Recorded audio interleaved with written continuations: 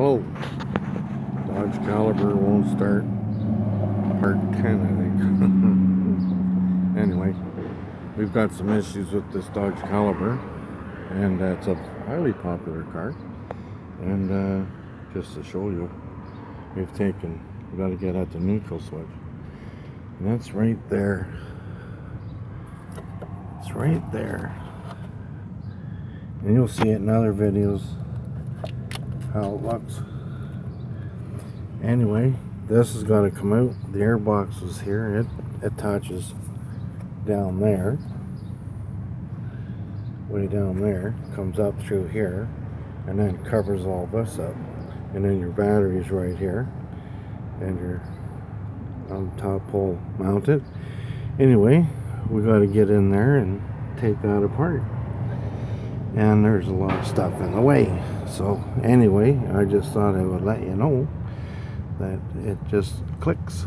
And in my earlier videos I talked about the starter. It's right here.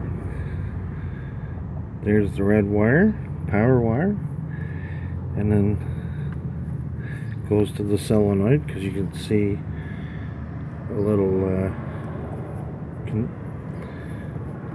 thing on the side of the starter. And you touch the green wire and the red wire together, and I think it just turns over, but it won't run because it doesn't recognize it's in park or neutral, so it will not run. So that is our issue, and I truly believe it's the only problem, because I've been under this part and checked all the relays. There's a sequence of 3 relays, and you check them for corrosion on their pins, and then if they are, clean it up and replace them, because they're garbage. There you are. And